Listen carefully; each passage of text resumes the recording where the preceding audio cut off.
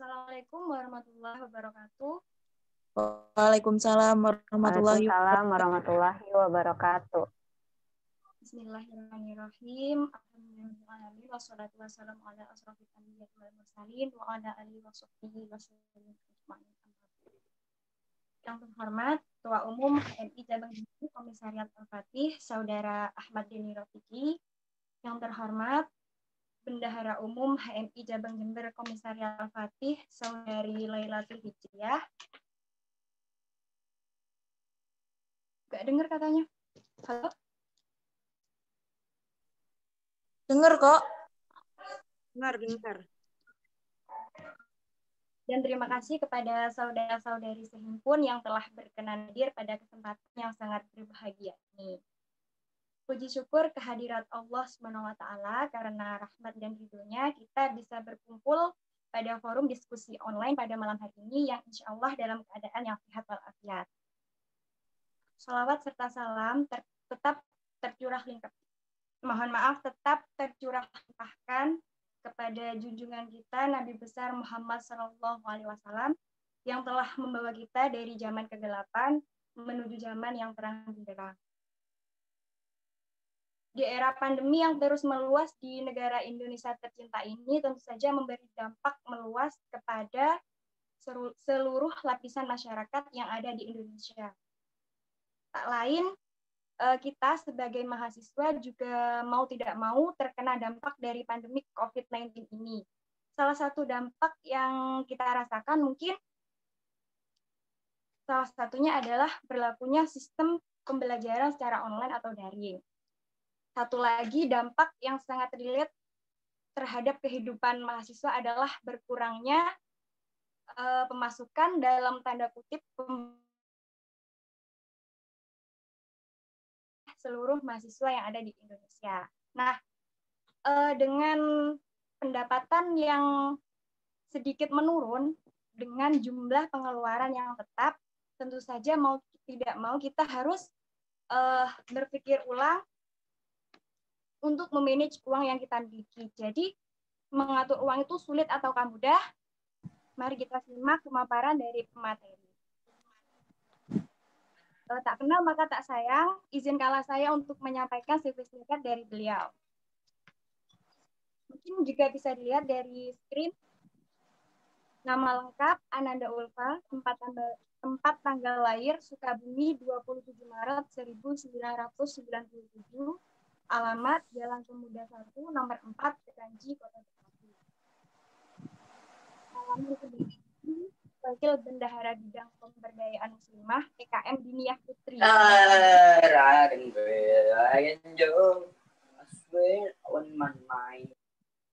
Kohati Cabang Bekasi tahun 2019-2020. Sekretaris Umum HMI Cabang Bekasi Komisariat Bina Sarana Informatika tahun 2020. Bendahara Umum Himpunan Pengusaha Muda Indonesia HIPMI Perguruan Tinggi Kota Bekasi tahun 2020 sampai sekarang.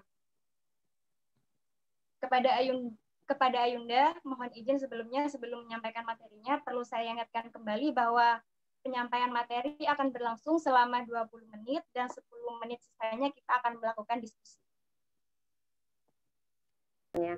Oh ya, sebelumnya perkenalkan ya, saya Ananda Ulfa dari Cabang Bekasi. Saya juga HMI, saya juga HIPMI, alhamdulillah. Jelaskan, beneran jelaskan ya? Sama, alhamdulillah. Ada teman kita jadi kemana-mana enak. Oke, ini mohon izin ya, Ketum Komisariat tadi, bentar. Ketum Komisariatnya Ketum Deni, terus sama Yunda Lala yang sudah mengundang. Alhamdulillah ya Yunda, teman seperjuangan LKK saya dulu waktu di Semarang. Alhamdulillah. Mohon izin ya Bendum, Lala, dan Wabendum tadi, Mbak Uci, terima kasih banyak. Kita mulai aja ya. Ini tema atau judulnya itu sebuah kerumitan mengatur keuangan. Oke. Sebuah kerumitan mengatur keuangan. Tadi kan sudah dijelaskan karena dampak pandemi yang namanya kehidupan emang susah banget, emang kerasa banget. Di sini ada nggak sih yang teman-teman yang entrepreneur? Kalau Mbak Lala aku udah tahu deh entrepreneur. Yang lain ada entrepreneur nggak? Wah, tidur nih. Entrepreneur, pengusaha yang jualan mulu pokoknya. Ada lah ya, pasti ada. Kalau Mbak Lala, ya, Tum juga jualan ya Tum ya? Oke, kita mulai ya. Sebuah kerumitan mengatur keuangan. Boleh next, Mbak Uci? Oke, next ya. Kita mulai dengan kata mengatur. Kalau mengatur itu apa sih namanya? Mengatur itu bahasa lainnya apa sih? Dalam Kamus Besar Bahasa Indonesia, mengatur itu sama dengan menata, menyusun, apa namanya? Sebutannya ya. Kalau misalnya kita tahu kalau misalnya pengurus itu adalah orang yang mengelola sesuatu dengan tujuan agar tercapainya tujuan bersama ataupun tujuan dia sendiri. Itulah pengurus ya, itu yang disebut dengan pengurus. Sedangkan mengatur itu ada kata-kata lainnya yaitu manajemen. Nah, manajemen itu yang kita tahu sendiri kalau manajemen itu adalah sesuatu atau tata cara atau bisa disebut cara kerja untuk mengatur sesuatu yang inti tujuannya itu pasti intinya ada goals-nya dong, ada tujuannya gitu loh. Nah, kalau di HMI sendiri itu kan kita biasa ada 5 materi wajib termasuk KMO ya, kepemimpinan, keorganisasian, sama kepemimpinan, manajemen, dan keorganisasian. Nah, itu sebenarnya kita sudah punya basicnya banget tentang manajemen. Sekarang ini kan gimana ya? Saya itu di sini sedikit dulu ya tentang mengatur dulu itu apa. Nah, oke. Kalau di manajemen sendiri atau ini semuanya kalau di KMO sendiri itu merangkap ya. Kepemimpinan itu nggak mungkin bisa dapat dilakukan kalau tidak bisa dapat memanajemen. Pokoknya pemimpin itu harus bisa memanajemen gitu loh, memanajemen atau mengatur sesuatu yang disebut dengan organisasi. Organisasi itu kan wadahnya tempat untuk mengatur itu sendiri. Nah, dalam manajemen yang standar manajemen itu banyak banget cangkupannya. Yang standar-standar aja itu ada namanya manajemen emosi, manajemen waktu, manajemen keuangan yang sedang kita bahas, dengan manajemen SDM itu juga ada.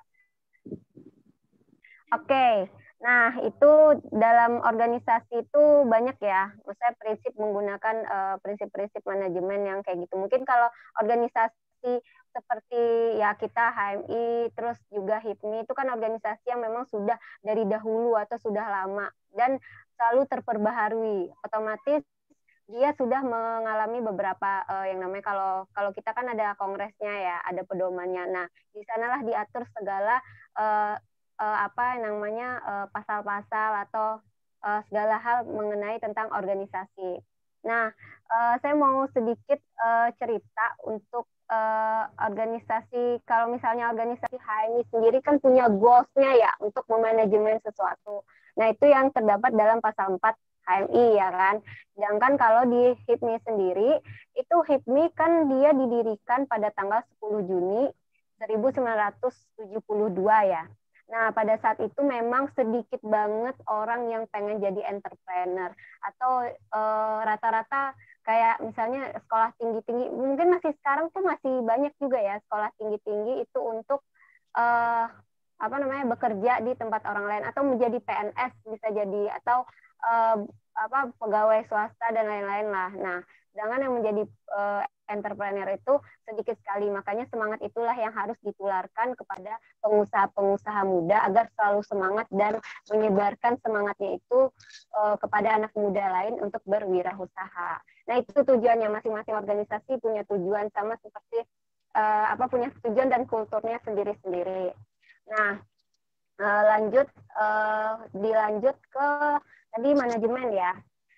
Di manajemen sendiri itu yang di KMO sendiri itu sebenarnya saling berkaitan. Ini mungkin nggak apa-apa ya kita membahas tentang manajemen dulu, kita kulas tentang manajemen dulu ya. Terus saling berkaitan satu sama lainnya. Hal yang paling dasar deh, hal yang paling terkecil dalam manajemen sendiri itu contoh aja di dalam organisasi terkecil di masyarakat itu apa? Yaitu keluarga ya kan. Organisasi itu yang paling kecil itu keluarga. Dalam keluarga itu secara otomatis, secara membudaya atau secara tidak langsung itu sudah diatur ketentuan-ketentuannya. Ayah mungkin mencari nafkah, ibu dalam mengurusi rumah tangga, tapi sebenarnya itu harus saling berelasi karena memang yang namanya berkeluarga kan memang harus saling bantu membantu gitu, atau mungkin ibu kali yang bekerja dan sebagainya gitu, anak ngapain gitu kan, kayak gitulah ya. Itu yang paling kecil dan itu sudah ada apa sih namanya manajemennya tersendiri. Kalau misalnya kita lihat hadis atau lihat namanya dalilnya lah, itu kan sudah ada di dalam Al-Quran juga. Ibu yaitu termasuk nanti kemana-mana lagi. Udah kita lanjut aja lah. Pokoknya begitu ya intinya.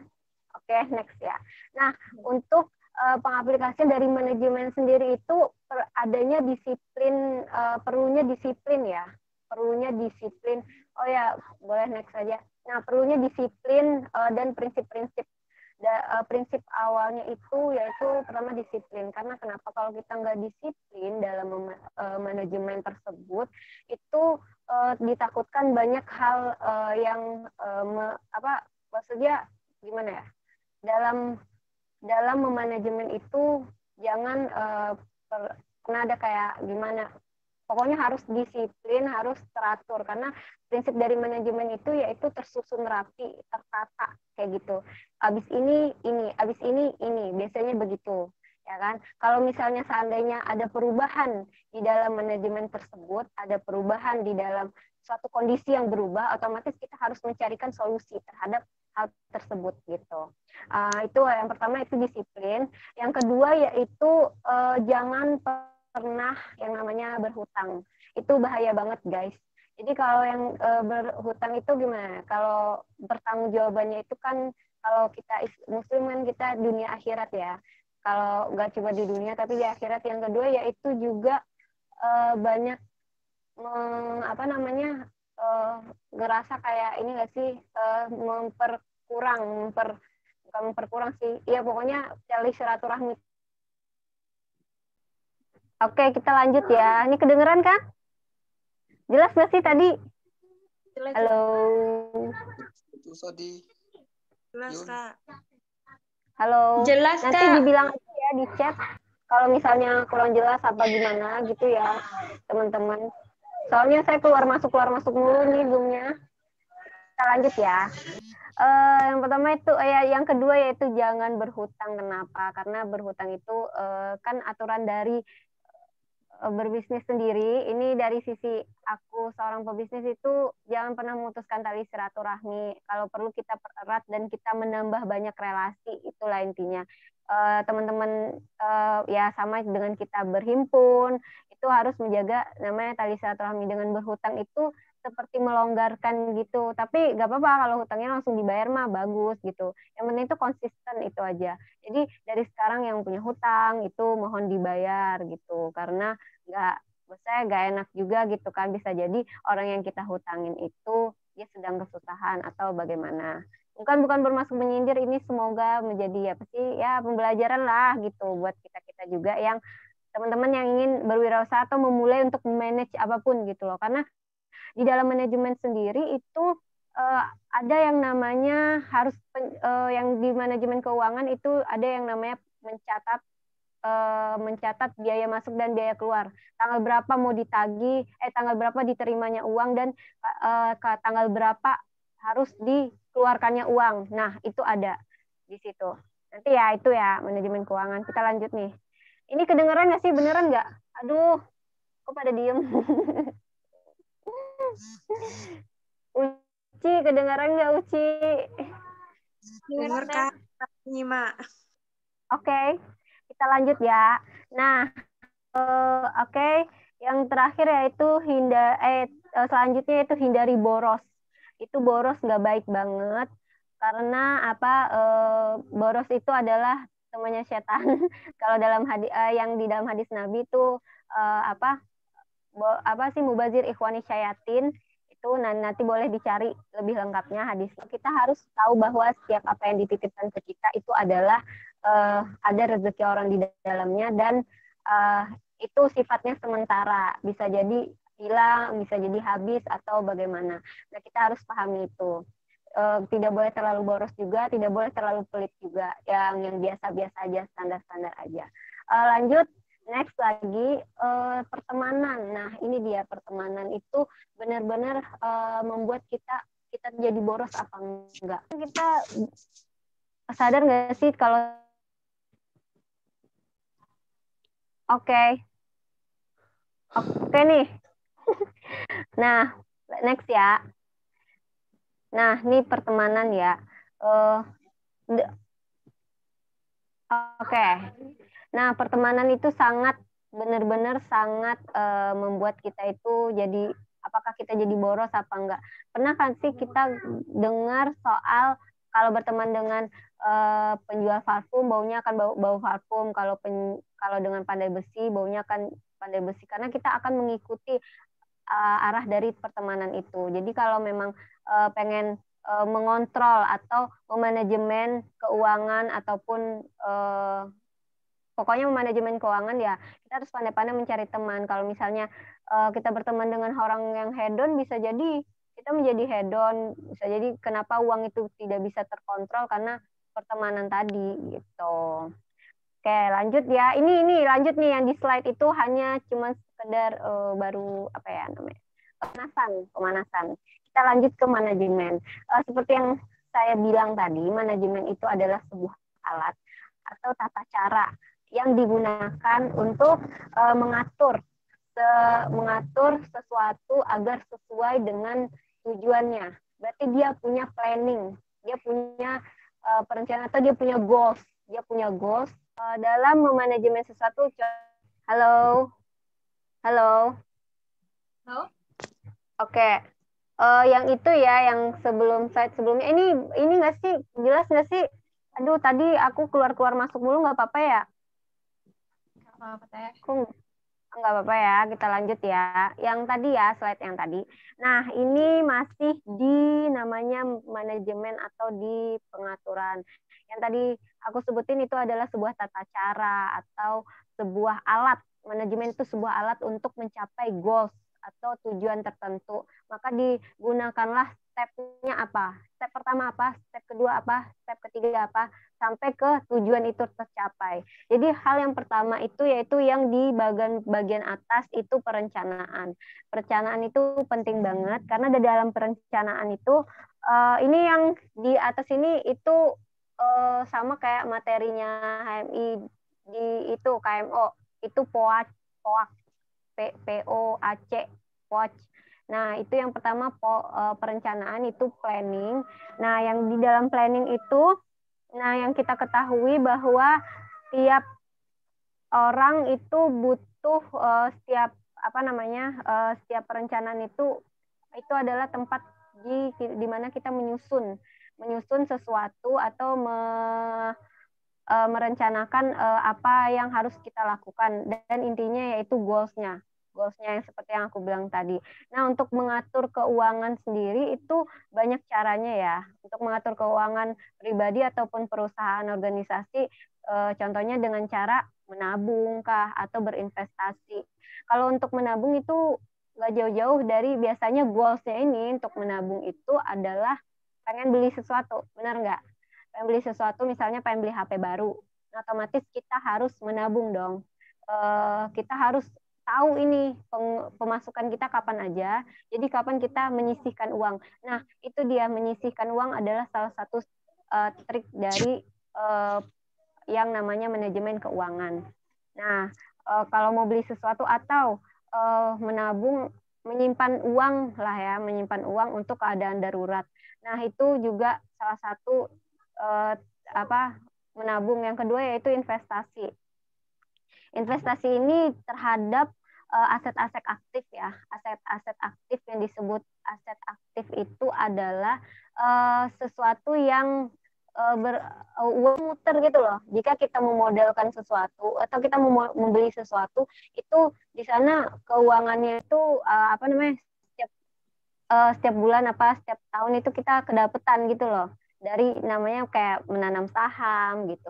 Atau enggak kita punya usaha, kita modalin uang kita untuk modalin usaha nanti agar kita dapat lagi gitu loh untuk di kemudian hari. Dan itu butuh manajemen juga. I think it's longer time limit. Ya.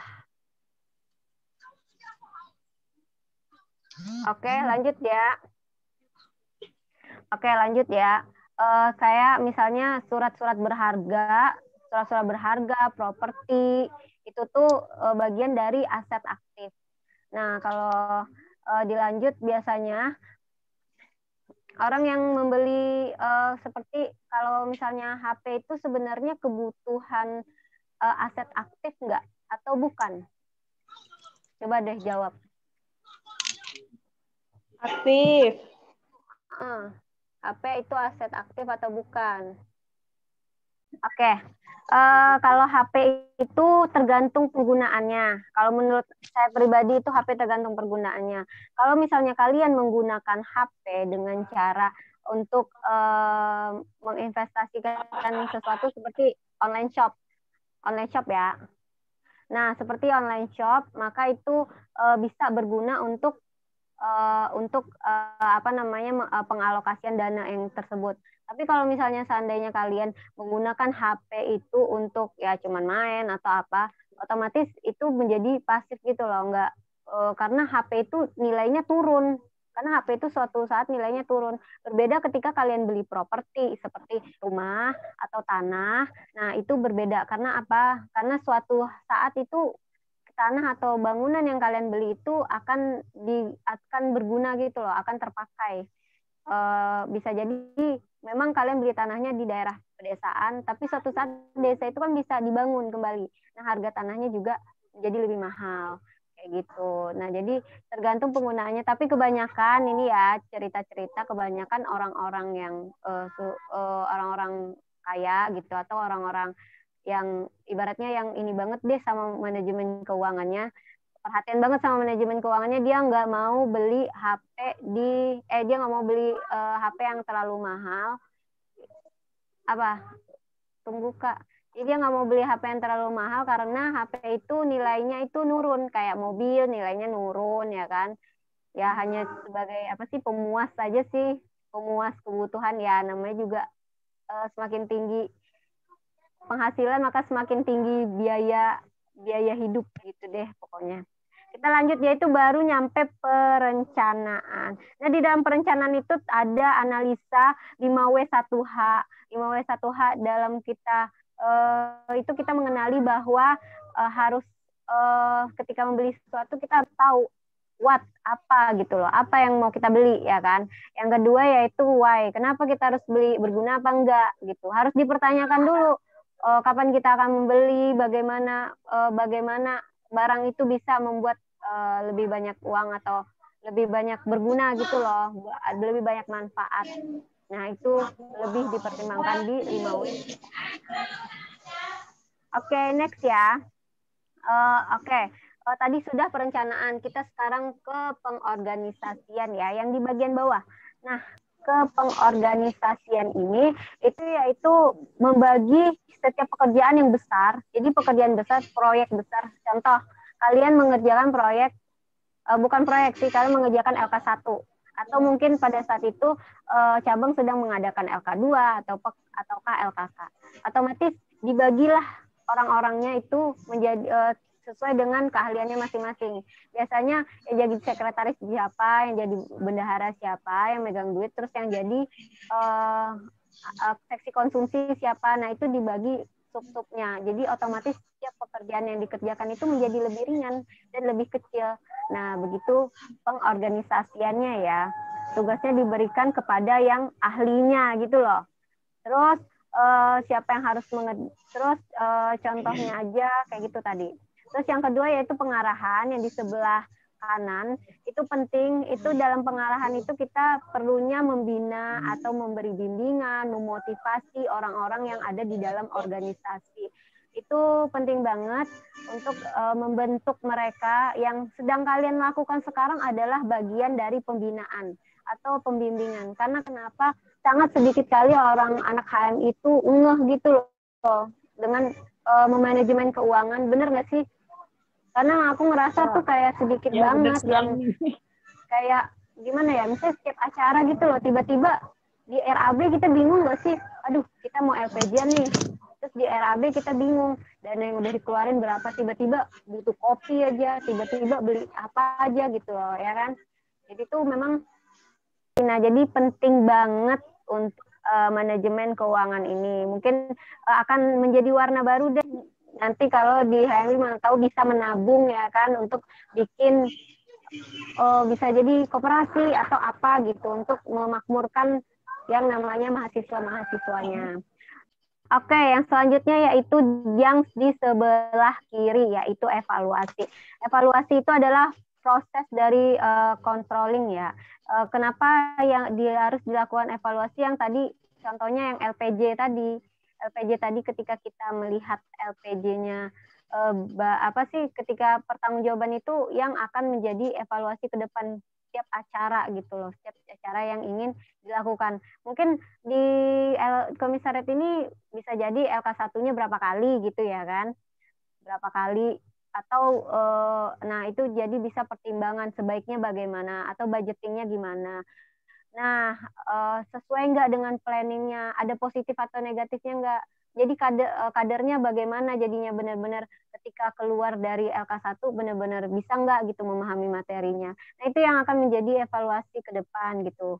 Nah itu butuhnya manajemen. Oke, kita next lanjut ya. Yang di bawah. Nah, jadi kalau dalam manajemen sendiri itu, dari dalam manajemen sendiri itu terdapat unsur-unsur manajemennya. Nah ini yang unsur-unsurnya itu yang pertama yaitu human. Human itu manusia. Ya, human manusia apa sih pada tahu. Jadi human ini adalah manusia atau orang yang dia juga yang memplanning, dia juga yang mengerjakan, dia juga yang mengatur atau mengelola, dan dia juga yang menyelesaikan semua pekerjaan itu. Nah, itu harus ada manusianya. Gak mungkin, gak bisa kalau manajemen diatur dengan yang bukan manusia gitu loh. Karena manusialah yang memulainya gitu. Oke. Next lanjut yang kedua itu ada money, keuangan. Keuangan kita tahu money itu uang. Kita tahu uang itu adalah alat tukar atau pengukur nilai suatu barang. Money itu uang atau alat tukar itu ya, dan pengukur alat, maksudnya alat pengukur ya. Ibaratnya kalau misalnya kenapa gelas itu berbeda masing-masing harga, itu ada yang ratusan, ada yang cuma 5.000 ya kan, ada yang 10.000. Nah karena itu yang menjadi penentu alat, karena dia menjadi nilainya gitu loh. Oh berarti kalau dia mahal dia lebih bernilai gitu. Nah selanjutnya yaitu ada metode. Itu metode itu tata cara atau kerja, yaitu manajemennya itu sendiri, caranya itu sendiri. Kalau nggak ada caranya ya manajemen nggak mungkin akan bisa berlangsung gitu. Yang kedua itu market. Market ini itu berarti bangsa pasar. Oh yang mohon maaf ya sebelumnya, yang aku jelasin di sini kayak lebih banyak manajemen perusahaan atau manajemen usaha. Kenapa begitu? Karena itu sudah kompleks banget dalam hal manajemen. Nah, ini market ini yaitu sama kalau misalnya kalian belajar manajemen marketing. Karena yang harus ditunaikan dalam market ini adalah bagaimana caranya untuk dapat pemasukan dari produk yang sudah dibuat, itu bagaimana agar mendapat pemasukan. Nah, itulah dia. Yang terakhir yaitu materials. Materials ini adalah apa namanya bahan-bahan ya, aturannya kalau misalnya dalam perusahaan sendiri itu ada yang namanya apa namanya, ada yang namanya bahan-bahan atau pembuat apa sih produknya itu sendiri. Nah, kalau di manajemen, kalau di semua itu di manajemen, kalau yang di lingkupin manajemen, kalau human itu sama dengan manajemen SDM ya kan. Kalau money itu manajemen keuangan, kalau metode itu manajemennya sendiri, itu lingkupnya gede. Sedangkan market itu manajemen marketing ya kan, dan materials itu manajemen produk. Nah, itu semuanya harus punya. Jadi unsur-unsur manajemen itu harus punya semuanya. Nah, ini lingkupnya gede ya. Mungkin teman-teman pengen yang lingkupnya lebih umum atau sedikit, nanti kita bahas. Oke, next. Halo. Halo. Ya. Next ya. Oke. Oke. Mana nih Uci? Hai Uci. Halo Teh. Oke, next ya, ke bawah tentang masuk ke manajemen keuangan. Ini tadi unsur-unsur nih yang kita bahas itu adalah dari tadi tuh manajemennya aja, tok di manajemen. Harus tuntas dulu satu-satu. Lanjut ke bawah, Ayundaku.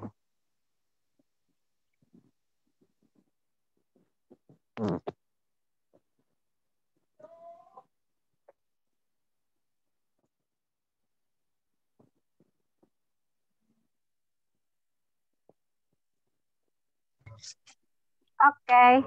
Ini kayaknya aku yang terlambat dia ke sana ya. Maksudnya, halo, ini kedengar nggak? Dengeran Teh. Hai, Halo. lanjut ya. Dengar nggak Teh sih? Ana. Dengar, lanjut Teh Ana. Oke. Oh, bukan yang ini. Di atasnya lagi. Kayaknya terlambat deh. Tadi macet-macet nggak sih? Enggak Di kok. aku macet-macet Satu nggak? slide lagi diuji. Nggak Satu ya? slide lagi diuji. Di atasnya ini.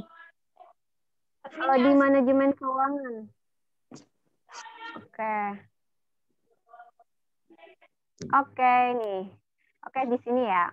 Manajemen keuangan atau mengatur keuangan. Nah, ini adalah inti atau dari kajian kali ini gitu loh, kajian. Ya, kajian kali ini ya. Intinya itu adalah manajemen keuangan.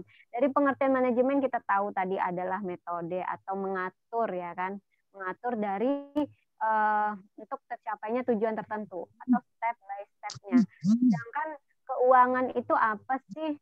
Keuangan itu adalah suatu seni atau suatu seni atau ilmu dalam mengelola keuangan itu sendiri, dalam mengelola uang itu sendiri, dan atau pokoknya keuangan nih, suatu seni atau ilmu dalam mengelola keuangan keuangan sendiri atau keuangan organisasi. Nah, itu adalah keuangan itu sendiri, inti dari keuangan itu sendiri. Jadi kalau digabung antara manajemen keuangan itu, keduanya itu jadi merupakan fungsi apa sih yang namanya suatu hal atau manajemen itu alatnya dan keuangan itu pengaturannya. Jadi kalau digabung adalah bagaimana caranya mengatur keuangan itu sendiri, mengatur keuangan itu sendiri. Intinya begitu deh. Kok aku jadi puyeng sih. Lanjut ya. Lanjut ke bawah. Tugas dan fungsi pokok manajemen keuangan. Ampun dah. Oke. Kita masuk ke tugas dan fungsi pokoknya. Jadi tugas dan fungsi pokoknya manajemen keuangan itu pertama itu menganalisa. Menganalisa yang dimaksud di sini adalah bagaimana caranya untuk agar kita mengerti atau maksudnya itu agar kita tahu gitu bagaimana. Kok ini ya tersendat ya? Halo, kedengaran ya? Dengar nggak sih? Dengar Teh. Aman. dalam menganalisa keuangan ini berarti itu adanya monitoring kondisi tahu keuangannya itu bagaimana sekarang. Sekarang itu memang lagi gajinya sedikit atau dipotong karena corona ya kan. Nah itu bagaimana ya caranya untuk biar lebih hemat. Akhirnya apa? Kita merencanakan keuangan. Kita merencanakan atau kalau yang jadi menganalisa itu kita harus tahu kondisi keuangan kita dulu pertama. Apa sesuai nggak kalau misalnya dapat dibelikan atau dialokasikan ke dana yang lain. Nah, itu yang pertama. Yang kedua itu dari kita tahu budget kita itu dari keuangan kita itu apa, kita harus memplanning dulu. Yang tadi disebutin kemana arah dari uang itu sendiri keluar, atau misalnya kalian mau beli apa sih, atau kalian mau berbisnis apa. Nah, itu dia merencanakan sesuatu step by step-nya, lalu membuat keputusan. Nah, di situ adalah tugas pokok dari manajemen keuangan. Membuat keputusan yang dimaksud ini adalah kalian memang sudah merencanakan untuk dipakaikan, contoh ke pengarahan dana untuk beli mobil misalnya. Nah, itu otomatis di sana membuat keputusan yang harus diterima resikonya, karena memang ya namanya setiap apapun yang dilakukan itu pasti ada punya resiko gitu loh. Nah, itu dia ya. Oke, kita lanjut ya. Lanjut ke bawah. Oke, lanjut ya.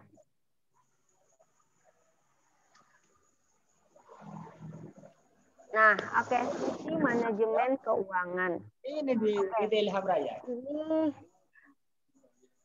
Oke, fungsi manajemen keuangan. Yang pertama itu perencanaan keuangan. Sekali lagi perencanaan keuangan. Karena ini kalau misalnya ngomongin kenapa kita harus belajar gitu loh manajemen keuangan ya, agar semua apa yang mau kita lakukan itu terkoordinir gitu. Apapun yang mau kita rencanakan terhadap keuangan tuh sesuai dengan tempatnya gitu. Nah, pertama itu merencanakan keuangannya. Dan merencanakan keuangan itu atur pemasukan, atur pengeluaran kalian itu, serta kegiatan-kegiatan yang bergantung kepada keuangan itu sendiri. Contoh, apa yang mau, kalau anak ngekos itu kan pasti, pengeluaran yang diperluin itu kayak makan gitu, itu kan pasti makan, kayak kontrak kosan gitu. Nah, di situ pengeluaran dan pemasukan. Kalau misalnya dalam perencanaan kita tahu nih kita bakal dikasih duit sama orang tua itu tanggal berapa. Nah, itu berarti pemasukan dong. Nah, itu dicatat ya kan, dicatat terus nanti setelah itu nanti kita untuk pengeluaran kita catat juga. Oh, berarti tanggal segini aku masuk uang nih. Nah, habis itu tanggal segini harus bayarkan ini. Tentukan prioritas, itu penting. Tentukan prioritas terlebih dahulu.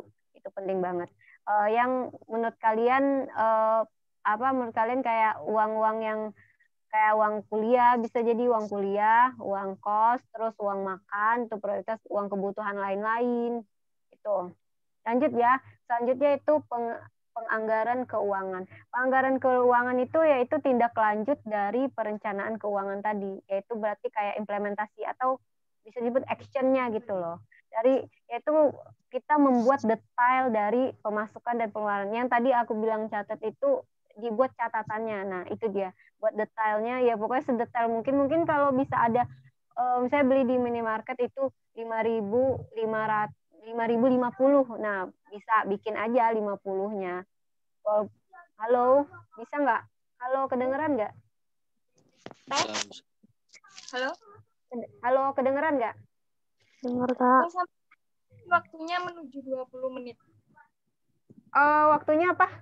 20 menit ya? Oke, kita lanjut ya. Sedikit lagi. Oke. Ya. Oke, pengelolaan keuangan. Pengelolaan keuangan itu termasuk dalam gimana caranya menggunakan keuangan itu secara efektif dan efisien. Lanjut yaitu pencarian. Dana itu dapatnya dari mana sih? Kalau misalnya di organisasi kan memang ada yang namanya proposal. Nah, itu di dana sendiri itu bisa uang jajan atau gaji itu bisa. Terus lanjut dari menyimpan uang, penyimpanan uang. Nah ini penting banget penyimpanan uang yang harus ada takutnya ada digunakan untuk keadaan-keadaan darurat. Lanjut lagi pengendalian keuangan ya. Pengendalian keuangan itu mengelola keuangan hampir sama. Itu adanya evaluasi di sana. Pengendalian keuangan itu yang tadi adanya evaluasi dan perbaikan dari keuangan. Pemeriksaan keuangan itu auditing dan pelaporan keuangan itu. Halo? Halo? Halo Uci. Oh nggak dengar ini. Enggak ya? Kita lanjut ya. Pelaporan keuangan itu harus terbuka dan pokoknya itu biasanya kalau misalnya usaha kalian sudah misalnya di perusahaan nih kan sudah selesai, biasanya ada tutup buku. Nah, itu harus terbuka dengan yang punya pemilik usaha itu sendiri. Itu sih. Lanjut ya. Oke, kita lanjut lagi. Nah, ini kayaknya terakhir deh. Oh, ini akuntansi. Kayaknya ini kalau akuntansi nggak apa-apa sih. Kalau yang kalian tahu akuntansi secara bahasa itu adalah account yang artinya itu menghitung ya. Nah, menghitung, mencatat, mengakumulasi. Nah, terhadap keuangan. Lanjut lagi. Next ya.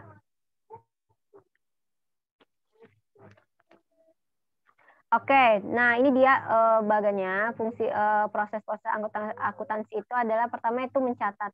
Ini yang paling penting banget, ujung tombak dari keuangan kalian yaitu mencatat. Mencatat ini penting, walaupun sedetail mungkin, walaupun cuman sedekah aja itu perlu dicatat. Kalau untuk pribadi ya, sedekah aja perlu dicatat. Misalnya naik angkot atau teman, nah itu perlu dicatat untuk nanti bisa dianalisa. Yang terakhir dianalisa, terus meringkas. Mungkin ini nggak penting banget untuk meringkas kalau misalnya di kita yang masih sedikit minim, tapi kalau di perusahaan itu meringkas itu penting banget. Yang keluar yang mana, yang masuk yang mana, nah itu dia. Maksudnya yang penting banget, yang nggak penting banget sih kalau misalnya uangnya sedikit. Tapi kalau banyak, oke. Terus melaporkan. Nah, yang melaporkan ini penting banget karena ini adanya sifat terbuka ya. Walaupun kalian rasa harus kepada diri sendiri, nggak apa-apa, terbuka aja kepada diri sendiri kalau kita udah pakai uangnya buat apa khilaf. Oke, kita lanjut menganalisa. Nah, menganalisa itu tahap terakhir setelah prosesnya dilakukan. Iya. Oke, ada yang ngomong tadi ya? Gimana? Oke, lanjut ya. Menganalisa. Nggak ada ya? Oke, kita lanjut menganalisa. Dalam menganalisa ini, itu yang akan dijadikan yang namanya yang namanya evaluasi untuk ke depan. Biasanya itu ada tutup buku atau setiap tahun apa setiap bulan itu ada namanya tutup buku. Nah, di sana dianalisa. Analisa itu bisa bulanan, tahunan, atau mingguan. Kalau mungkin kita bisa mingguan kali kalau untuk jajan sendiri. Jadi uang saya kalau pengen ngehedon nih Kak gitu, ya udah itu bisa dialokasiin dulu. Oke, lanjut ya.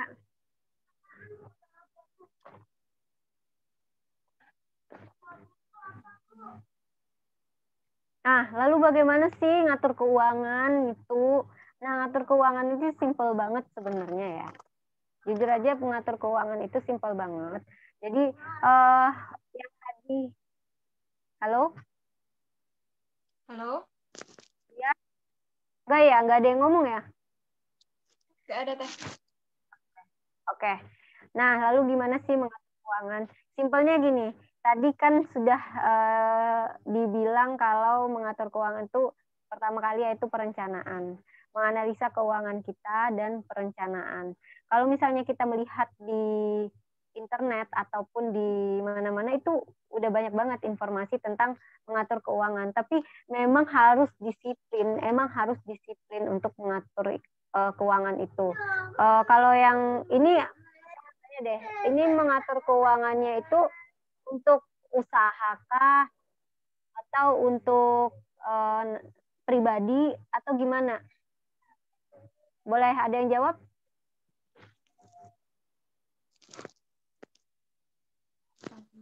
Kayaknya pribadi aja deh, Teh.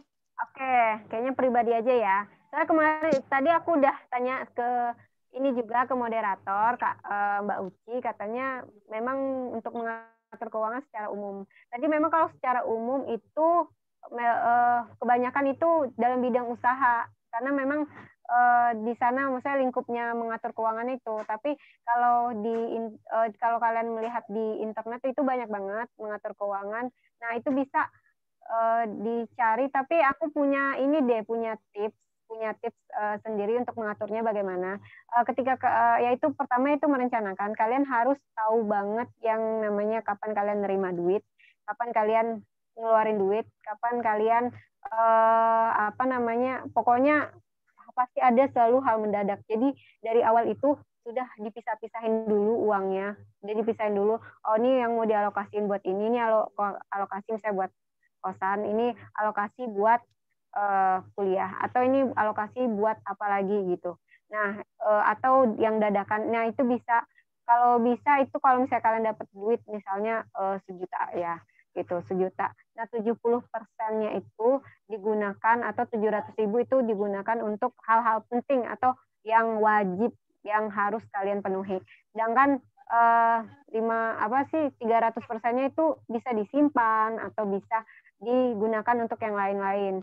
Kalau misalnya mau ngehedon itu bisa disimpan dulu uangnya untuk misalnya untuk akhir. Pokoknya disimpan aja dulu. Nanti kalau ada yang ngajakin, nah baru. Tapi kalau misalnya nggak ada yang ngajakin, mending nggak usah ngajak-ngajak gitu. Karena gimana? Karena kan mau mengatur keuangan, ya prinsip mengatur keuangan kan lebih baik lebih baik langsung ya kan. Nah, lanjut ya, itu dia. Terus yaitu memisahkan uang belanja itu penting banget. Memisahkan uang belanja. Kalau misalnya ibu-ibu kan biasa kita udah tahu nih pengeluaran kita sehari apa, ya kan?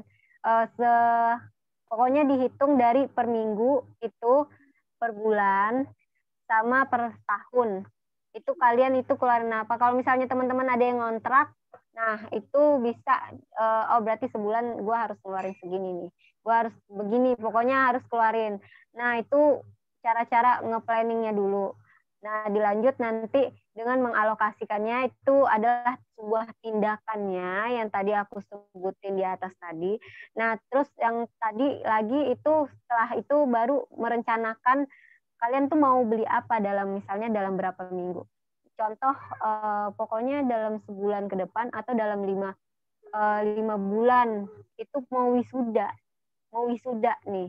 Jadi berapa uang atau budget yang dibutuhkan? Nah, mulai nabung dari situ. Pisahin dulu uangnya di awal, ketika dapat pisahin dulu uangnya di awal, habis siap tuh baru alokasikan. Untuk teman-teman yang entrepreneur nih, nah ini pasti untuk pertama itu adalah jangan lupa memisahkan uang pribadi dengan uang usaha. Karena itu penting banget. Uang pribadi, uang usaha. Kalau misalnya kamu bendum, itu jangan lupa pisahin uang organisasi juga. Karena itu bisa keder, guys. Kalian gak mau kan uangnya kalau kecampur dan kalian jadi, aduh gimana nih ngembaliinnya. Atau kita jadi kayak, sama aja kayak kalau minjem uang itu sama kayak kita tuh sudah menghabiskan jatah kita yang besok-besok, jatah kita yang harusnya kita dapetin besok itu habis karena sudah untuk membayar hutang yang saat ini gitu. Maka lebih baik selesaikan dulu hutang yang sekarang. Kalau misalnya kalian bendung ya, bendahara umum atau calon bendahara umum, mohon diperhatikan baik-baik ya kan cara menggunakannya. Nah, terus next selanjutnya itu setelah mengalokasi, pokoknya lebih terbuka kepada diri sendiri, apa yang kalian pengen, apa yang kalian mau, apa cita-cita kalian. Jangan sampai itu jadi membuat kalian tuh tersendat ingin membeli apapun gitu loh. Ingin membeli apapun. Next, selanjutnya yang dari aku, yang tips yang paling enak itu yang tadi, yang persentase itu. Saya 70% kemana, 30% kemana gitu. Ya, terus dilanjut sama kalau misalnya kalian itu cari yang namanya tambahan. Cari yang namanya tambahan. Mungkin kalau kalian yang jualan mulu di sini, mungkin kalian yang entrepreneur kuat kayak Mbak Lala, nah itu bagus itu, dia nyari tambahan sendiri ya kan. Nah itu bisa dipisahkan uangnya. Yang mungkin kalau ada yang dropship atau reseller, kalau dropship kan dia cuma ngepost doang kan, itu barang dari orang lain. Nah kalau reseller itu dia harus ngestok barang itu di rumah atau nanti kalau ada yang mau. Nah kalau saran aku buat pemula itu di dropship aja dulu. Kalau di reseller itu beban banget guys. Tapi nggak apa-apa kalau misalnya memang kalian yakin ini barang bakalan laku gitu. Terus apa lagi ya? Untuk mengatur keuangan sebenarnya gampang kalau disiplin, itu aja sih. Oke, udah 18 menit. Ini tepat waktu apa gimana nih, moderator? Tepat waktu harusnya, Yun. Alhamdulillah. Boleh Waktu langsung ya. aja. Apa sesi tanya ini ya? Iya, Teh. Oke, ayo tanya biar dapat hadiah. Yuk. Gini aja deh, Teh. Aku duluin deh yang nanya.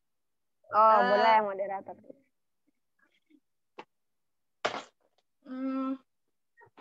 Tadi kan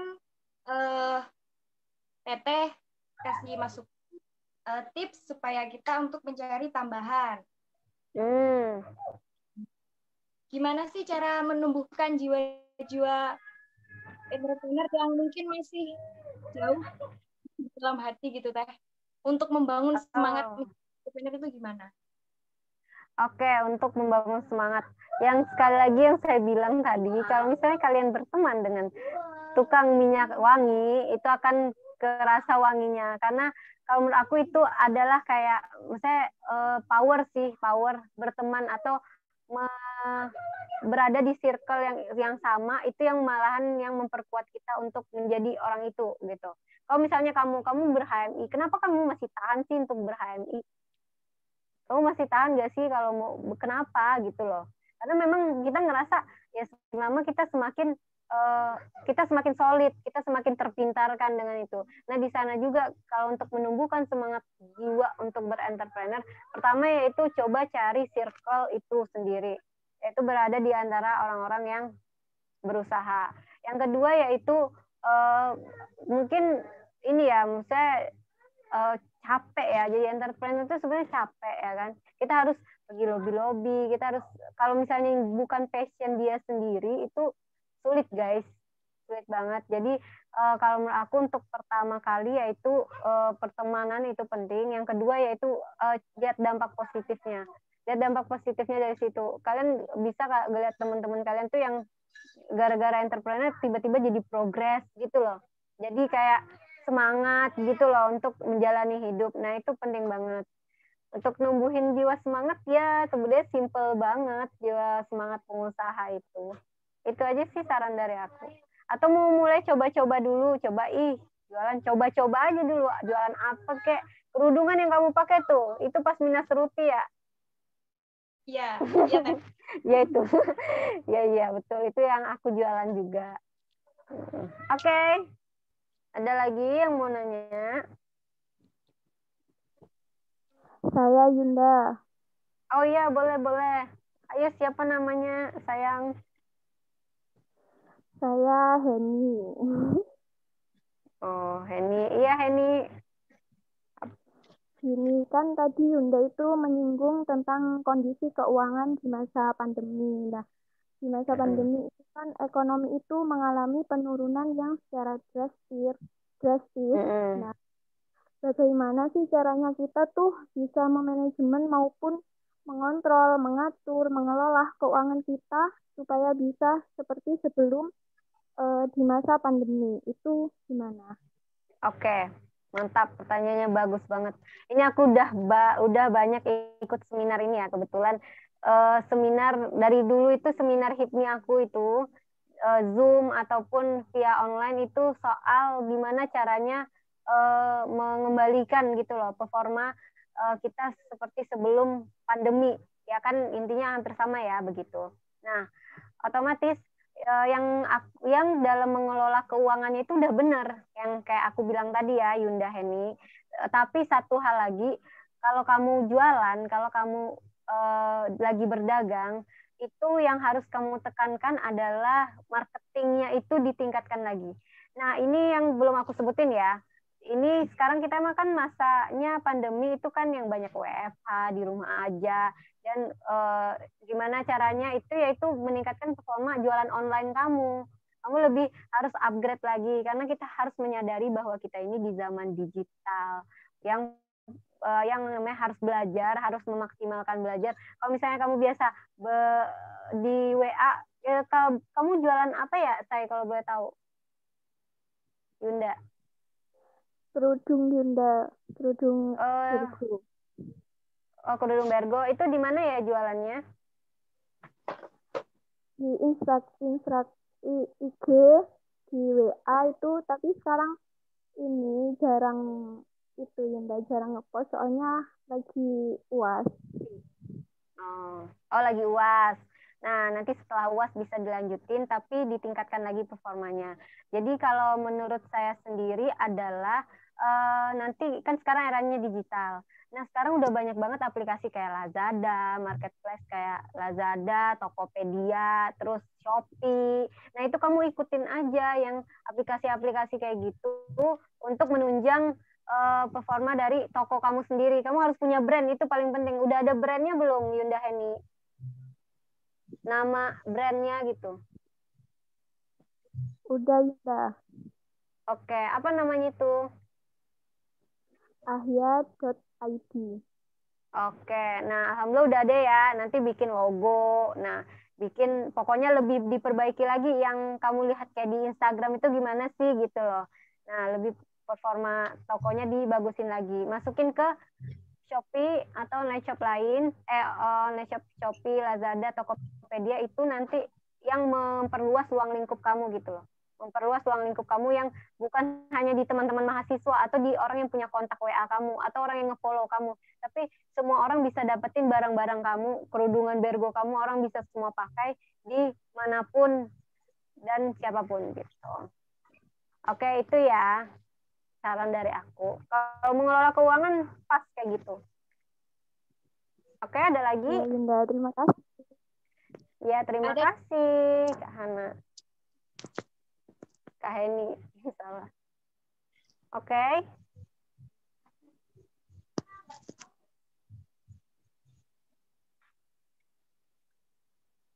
Gimana? Ada di chat. Ada di chat. Oh, ada ada yang di chat ya. Oke.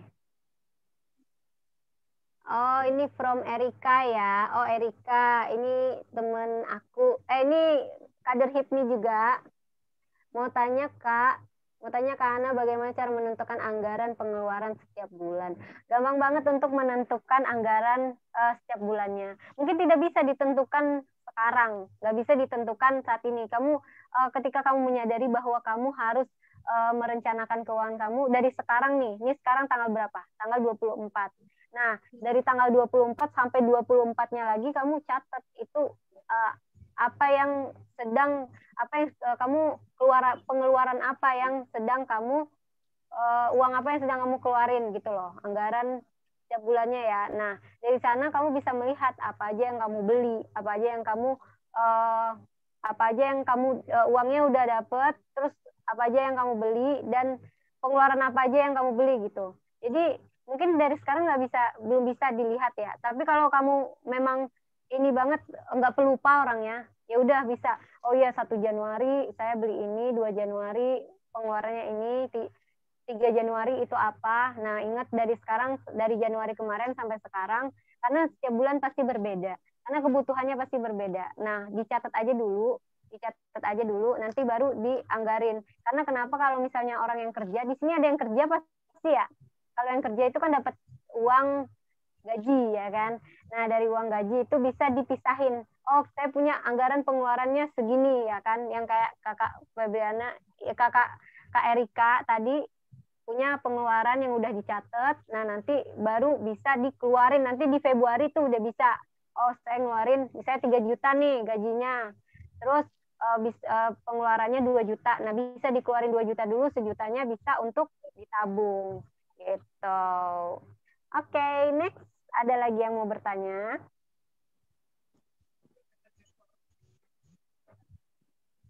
Di chat lagi Teh. Oh, di chat lagi ya. Oke. Oke, ini dari Kak Nurul Fatimah. Kak Ana mau tanya gimana caranya semangat dalam jualan, Kak? Karena biasanya males promosi, males nawarin juga. Kamu harus berusaha dulu. Itu pertama harus berusaha dulu. Yang namanya pengusaha itu harus semangat. Kenapa? Karena setelah kamu mendapatkan uang, kamu pasti semakin semangat. Masa kamu nggak mau dapat uang, ya kan ya? Nah, untuk meningkatkan itu pertama dicoba dulu, ya kan? Ya Kak Laila ya. Kak Lala kan ini mentornya nih, bisa belajar dari Kak Lala. Nah, di situ pertama itu numbuhin semangat, itu bergabung sama kayak yang pertanyaan tadi Kak Uci, itu harus bergabung dengan teman-teman entrepreneur dulu, saling kolaborasi. Ingat, kolaborasi, kerjasama. Contoh kalau Kak Nurul ini jualan apa ya, kalau boleh tahu? Apa?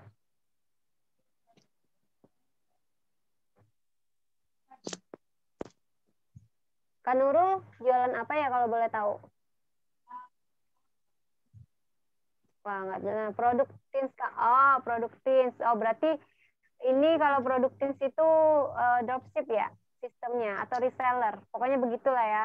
Nah, itu bisa atau memperluas, atau yang aku bilang tadi bikin marketplace untuk memperluas jangkauan kamu. Kalau kamu pengen punya Instagram, kalau kamu bikin Instagram ya foto bagus-bagus, karena Instagram itu kan intinya itu dari fotonya itu, ya kan. Di Facebook juga bisa, di marketplace yang lain juga bisa.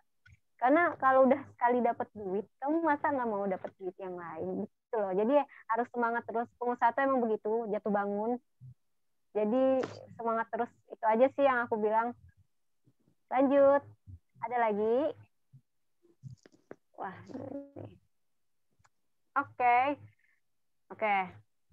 Oke, terima kasih Kak Nurul sudah bertanya. Kita lanjut ya. Saya Rizky Nurwahyuni. Kak mau tanya, di zaman sekarang ini kan banyak tuh aplikasi yang buat mencatat laporan, betul. Namun Kak sendiri mencatat laporan keuangan ini lebih banyak menggunakan aplikasi atau secara manual yang ditulis tangan. Dan mengapa Kak memilih pilihan tersebut? Terima kasih Kak. Oke, jujur aja ya. Aku sekarang masih menggunakan sistem manual untuk pencatatan. Kenapa? Karena menurut aku lebih cepat gitu loh, daripada aku harus ngeluarin HP dulu. Kadang kita gimana ya, aku tuh tipikal yang kalau udah megang HP itu ngeliat klien gitu loh. Jadi masing-masing tergantung ya. Ada orang yang konsisten. Aku punya kakak juga entrepreneur, dia memang menggunakan aplikasi online, ya kan, dan aplikasi online untuk mencatat keuangannya nih. Tapi dia memang konsis dengan hal itu, ya kan, berapa pengeluaran, berapa pemasukan, itu malah lebih memudahkan, harusnya lebih memudahkan. Tapi untuk tipikal aku yang setelah lihat HP kemana-mana, nah aku mungkin fokus aku gitu loh untuk mencatat keuangan. Pada akhirnya aku lebih memilih untuk mencatat secara manual, karena untuk membudget keuangan pribadi itu masih sedikit. Kecuali kalau misalnya aku memang membudget untuk keuangan yang lebih gede lagi, kayak usaha aku sendiri dan yang lain-lain, itu pasti pakai aplikasi. Dan palingan aku juga pakai Excel sih, masih belum ini banget bisa di HP aku mah. Kalau di HP belum. Mungkin suatu saat kalau lebih memudahkan, ya kan, boleh nih teman-teman sekalian yang nanti boleh belajar pakai aplikasi HP atau aplikasi di laptop untuk mempermudah, ya, karena ini udah zamannya digital gitu. Tapi aku nggak bisa berharap kalian ngikut aku manual sih, karena lebih baik mengikuti zaman. Karena misalnya kalau hilang nih laporan keuangannya yang ada di manual atau yang ada di manual, kan bisa dicatat di HP. Jadi dua-duanya, kalau misalnya di HP-nya mudah terupgrade informasinya, maksudnya setelah HP kalian mati atau hilang, itu bisa memakai apa sih namanya itu, kayak kalau di WhatsApp itu kayak ada penyimpanan yang ini ya, penyimpanan cadangan. Nah itu itu lebih bagus. Itu aja sih, boleh terserah dipilih. Oke, siap, makasih Kak. Siapa nih? Oh ya, Oke, iya terima kasih sama-sama Kak Nurul. Terus di kami mau ngatur uang arisan, boleh dicoba di uang arisan juga nggak apa-apa pakai aplikasi. Eh, ini aku, saya lanjut nggak apa-apa ya moderator ya, Kak Uci. Gak apa-apa teh. Mungkin adik-adik masih Oke. banyak. Oke, Kak Ilva Zakia ya. Kak, kenali nama saya Ilva Zakia. Iya, halo. Mau nanya, ini gimana mengatur uang dalam ranah keluarga? Kan pasti per bulan keuangan keluarga pasti naik turun. Ya, jadi gimana agar bisa mengatur uang, agar bisa mencukupi kebutuhan? Oh, kamu sudah berkeluarga ya? Belum teh. Oh, Kak Ilva, oh gitu. Oh, tapi yang ngatur keuangan memang kamu. Wah, luar biasa. Berarti udah dikasih amanah keluarga ya. Maksudnya dia kasih amanah oleh keluarganya untuk mengatur keuangan. Biasanya kan ya kita mah sulit ya. Mungkin karena ini gaya hidup atau apa gitu ya. Lanjut ya. Kalau dalam keluarga itu sifatnya harus terbuka. Yang aku bilang tadi, organisasi paling kecil itu kan keluarga ya kan. Pertama itu jangan lupa untuk dikomunikasikan gitu loh. Setiap pengeluaran, pemasukan, apapun itu minta dikomunikasikan mungkin ke ayah, ke ibu ya kan, atau ke adik gitu. Pengeluaran apa aja yang kalian keluarkan sekarang, untuk biaya apa aja, dan uang masuk itu biasanya dari gaji ya kan kalau keluarga mah. Nah itu yang paling penting yaitu dikomunikasikan. Nggak apa-apa pakai aplikasi juga nggak apa-apa. Kalau pakai apa namanya dicatat juga nggak apa-apa. Misalnya kayak setiap hari ini selalu ada yang namanya belanja ya. Kalau misalnya emak-emak apa ibu-ibu ya kan, kalau belanja ke pasar kayak beli sembako ya kan. Nah itu bisa dicatat gitu setiap harinya. Jadi bisa tahu gitu, oh setiap bulan kita butuhnya berapa sih uangnya gitu loh untuk keluarga. Nah itu bisa digunain cara-cara yang tadi, merencanakan, planning, ya kembali lagi yang tadi, planning lagi, anggaran budget hariannya berapa, bulanan mingguannya berapa, terus bulanannya itu harus dikeluarin berapa gitu loh. Tapi hebat loh kamu udah bisa ini ngatur apa sih, mencoba untuk mengatur keuangan keluarga. Tapi jujur aja aku belum sih ya. Oke. Udah cukup ini Kak, ini udah oke nggak Kak Ilva Zakia? Oh. Oke, terima kasih Kak Ilva.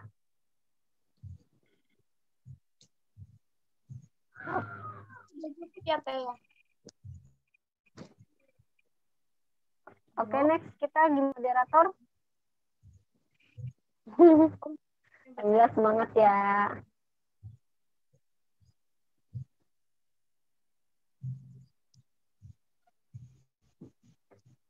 Oke, ada lagi tuh ya? Oke. Ya, dari Elmi Aprisa. Halo, saya Elmi Aprisa. Halo Helmi. Ingin bertanya untuk mengembangkan bisnis dan memanajemen uangnya itu bagaimana ya Kak? Karena saya sendiri merasa kesulitan untuk mengembangkan bisnis saya. Kebetulan saya ada all shop sendiri dan udah ada brandnya. Dan juga kadang sulit dalam mengatur keuangan Kakak. Hehe. Oke, Elmi, untuk mengatur keuangan sendiri itu, bisnis itu bisa digunakan cara yang saya tadi ya. Ini Elmi kayaknya baru masuk apa gimana ya? Itu bisa digunakan tadi metode-metode untuk cara sendiri. Kalau all shop itu gunakan ini. Kalau menurut saya itu lebih enak pakai aplikasi ya. Kalau misalnya untuk penjualan ya, untuk meningkatkan penjualan itu pakai aplikasi. Kalau udah ada brand, udah ada logo. Kalau misalnya apa namanya, kalau di IG itu bisa digunain aplikasi karena untuk apa? Untuk penjualan juga, karena di aplikasi itu sendiri itu sudah ada fitur-fitur untuk apa namanya, fitur-fitur berapa itu di sana sudah ada yang namanya fitur-fitur untuk mengatur keuangan itu sendiri. Jadi lebih mudah untuk mengaturnya, yaitu yang aku bilang tadi, kadang kita tuh terlalu kalap ya gunain uang. Misalnya kita udah dapat uang terus kita gunain lagi ya kan untuk yang lain. Nah tolong dipisahkan gitu loh, uang yang untuk pribadi sama uang yang untuk usaha gitu. Untuk Elmi, nah yang tadi tuh mohon jelas nggak sih suaranya? Nggak pakai headset. Oke. Nah, untuk Elmi sendiri nanti tolong di apa namanya? Sampai mana lagi tuh kan? Setelah budgetnya sudah setelah budgetnya ada fitur-fitur tertentu dari aplikasi. Nah, itu bisa digunain ya untuk penjualan. Atau mungkin kalau kamu butuh belajar jurnal akuntansi. Nah, itu penting banget karena kita harus apa ya? Kita pengusaha mungkin kita nggak punya wadah untuk menaungi. Apalagi kamu jurusannya apa? Jurusannya apa? Elmi jurusannya apa, Elmi? Kalau boleh tahu di kuliah. Hukum tata negara. Nah, hukum tata negara ya maksudnya kayak eh, kalau bisa itu belajarnya survive aja gitu loh, sambil sambil usaha, sambil belajar. Nah, itu penting banget. Jangan lupa untuk silaturahmi itu penting. Yang kedua ya aku bilang ya pisahkan uang pribadi dengan uang usaha. Nah, dari uang pribadi ini sendiri, uang usaha sendiri. Nah, dari uang usaha ini jangan lupa untuk menggaji diri sendiri. Itu penting karena apa? Karena kalian udah menggaji diri sendiri, jadinya kalian nggak mungkin untuk menggunakan uang usaha lagi gitu loh. Karena kan sudah diambil gajinya. Jadi usaha ini stok gitu. Stok digunakan untuk diatur sesuai dengan ketentuan-ketentuan atau kaidah-kaidah dari akuntansi itu. Oke. Oke, cukup Elmi. Apa ada tambahan lagi?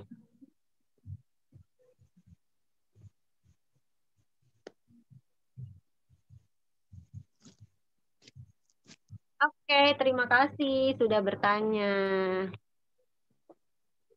Next, ada yang mau bertanya lagi, Kak?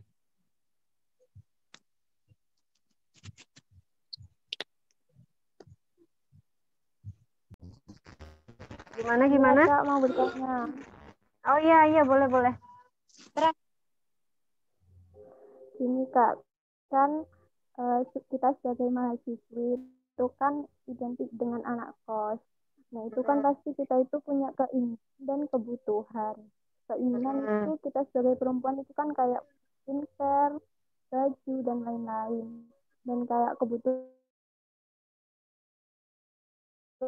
dan lain-lain itu. Nah, kita itu apa ya?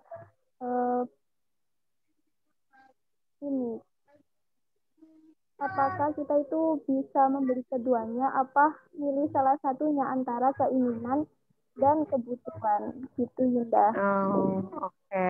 Siap. Oke, udah? Ini oke. Lanjut ya. Oke. Lanjut ya. Untuk teman-teman yang ngekos atau teman-teman yang sedang berkuliah ya kan. Yang namanya mahasiswa gimana ya gitu ya. Kita harus pinter-pinter untuk memanage keuangan kita. Nah, yang tadi ditanyakan Henny adalah itu bagaimana caranya untuk mengatur keuangan yang bersifat kebutuhan ataupun keinginan ya kan. Nah, yang bersifat kebutuhan itu sendiri adalah kalau menurut aku itu tentukan aja prioritas. Prioritas yang paling utama itu menentukan prioritas dulu. Apa yang harus kamu bayarkan, apa yang harus kamu keluarkan itu loh sebulannya. Nah, dari dialokasi dana yang 70 yang tadi misalnya dari 100% itu 70% untuk kebutuhan kamu. Nah, kamu bisa pakai 30%-nya untuk yang lain gitu loh. Yang 30%-nya untuk yang lain. Pertama untuk ditabung. Nah, yang dari 30% itu pun bisa kamu bagi. Oh ya, ini untuk kebutuhan darurat 10%, bisa jadi 10%-nya untuk kamu yang tadi aku bilang untuk ngehedon kah atau ngapain, yang 10%-nya lagi bisa untuk ditabung. Nah, itu bisa. Atau kamu misalnya 60 per 40%. Nah, itu juga bisa. Misalnya kamu dikasih uang 1 juta, ya kan? Karena 1 juta, aku bilangnya 1 juta karena lebih mudah dihitung ya, 1 juta, ya kan? 600.000 kamu pakai untuk kebutuhan dasar, kayak kosan, atau kayak apa lagi? Kosan, terus makan, dan lain-lain. Baju lah ya, sandang, pangan, papan. Terus dilanjut nanti dengan 40%-nya atau 400.000-nya untuk beli yang lain. Gitu. Bisa aja itu semuanya bisa di manajemen, itu bisa semuanya diatur. Jadi nggak usah khawatir untuk kehabisan duit. Tapi yang satu sisi yaitu disiplin, itu aja yang penting. Disiplin dan jangan ngutang. Oke, ini cukup atau ada tambahan? Atau ada yang perlu tanyain lagi? Cukup Yunda, makasih. Oke, terima kasih sudah bertanya. Mungkin dicukupkan ya Teh, bisa dicukupkan. Oke, boleh. Ayo, apa? Kita mengikut moderator aja. Kita hidupkan kameranya semua. Oh, Biar di screen sama oke. operatornya. Wah, gitu. 1, 2, 3. Cek dulu, jangan siap-siap dulu. Cek. Mana operator nih? Sabar ya, Hana. Mohon maaf perempuan. Yuk. Ya bentar HP-nya jatuh. Ya. Ayo. Oke, bentar. Ya. Iya. Wah, bentar. Udah apa belum sih? Aduh, ya. Ayo. Iya. Bentar. Aja bangunin aja. Ya, aku ada kelihatan nggak sih di situ? Enggak, Hana. Oh, enggak ya. Bentar. Wait, sebentar. Habis.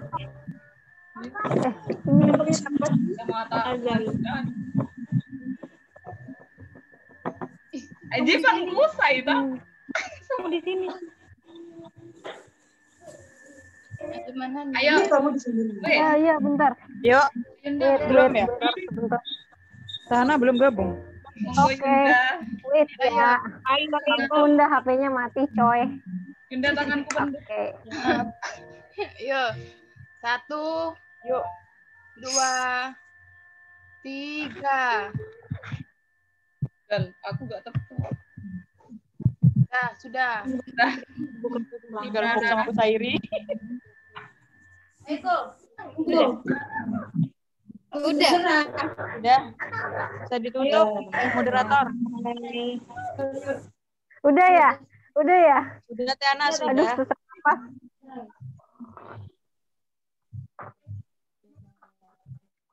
Halo? Udah ya ini? Udah Teh. Dek Uci, bisa ditutup Dek Uci. Ya, terima kasih Teh Ana sudah berkenan hadir di tengah kita malam ini. Oke, terima kasih banyak juga ya semua udah ngundang. Sama-sama. Sama Yunda. Gue mau Yunda. Ya, gue mau. Sarangnya. Wassalamualaikum. Sarangnya Yunda. Waalaikumsalam warahmatullahi wabarakatuh. Bye. Terima kasih. Terima kasih juga adik-adik yang sudah gabung ya. Makasih Yunda.